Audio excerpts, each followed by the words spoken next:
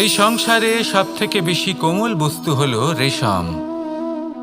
এই রেশম এতটাই কোমল হয় যে এর পুরো একটা থান শুধুমাত্র একটা হাতে ধরা সম্ভব।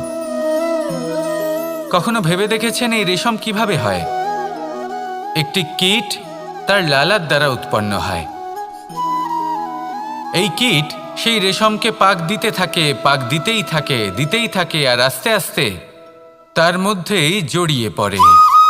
শেষে ওর এই সুন্দর অমূল্য সৃষ্টি রেশমের এই সুতো তার নির্মাণ কার্য পূর্ণ হয়, কিন্তু তাতেই ও নিজে বন্দী হয়ে যায়। নিজেরই মায়াজালের এই বন্দী গৃহে নিজেই ফেঁসে যায়। এবার এই সুতোকে ব্যবহারযোগ্য করে তোলার জন্য এই কীটগুলিকে এই কবচের সাথেই ফুটন্ত জলে ফেলে দেওয়া হয়। এই সংসারে যদি আমাদের স্বপ্ন এই সংসারের দুঃখ হরণ করার জন্য, এই সংসারে সুখ বিতরণ করার জন্য হয়, তবেই আমাদের প্রগতি সম্ভব।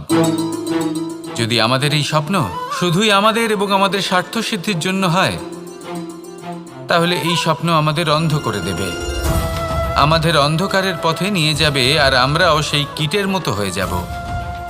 নিজেদেরই মায়াজালে আমরা নিজেই ফেঁসে যাব, আর শেষে আমরা যদি কিছু লাভ করি তা হবে একাকিত্ব, অন্ধকারময় মৃত্যু। তাই স্বপ্ন অবশ্যই দেখুন, কিন্তু এমনভাবে স্বপ্ন দেখবেন না যে তার এই বন্দিগৃহে আপনি নিজেই ফেঁসে গেলেন। স্বপ্ন দেখুন পরোপকারের, পরমার্থের, সবাইকে উদ্ধারের, অন্ধকারের নয়। তবেই কল্যাণ হবে, আর তবেই এই হৃদয় প্রসন্ন হয়ে বলবে, রাধা রাধা। মানুষ যখন এই সংসারে প্রবেশ করে, অর্থাৎ জন্মগ্রহণ করে, তখন নিশ্চিন্তে থাকে, আনন্দে থাকে।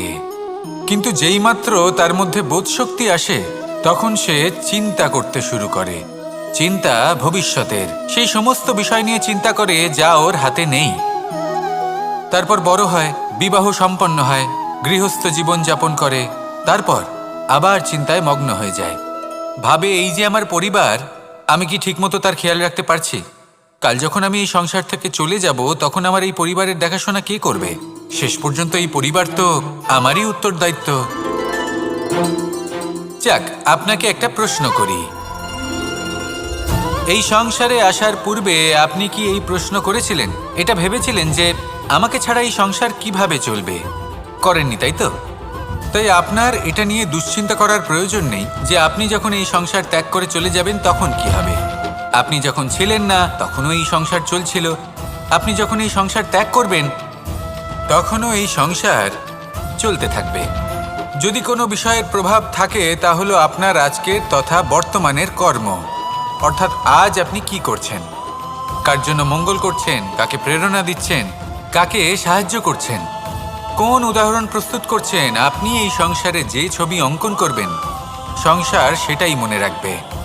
তাহলে শুধু সৎকর্ম করুন, মঙ্গল করতে থাকুন, আর আমার সাথে ভালোবেসে বলুন, রাধা রাধা।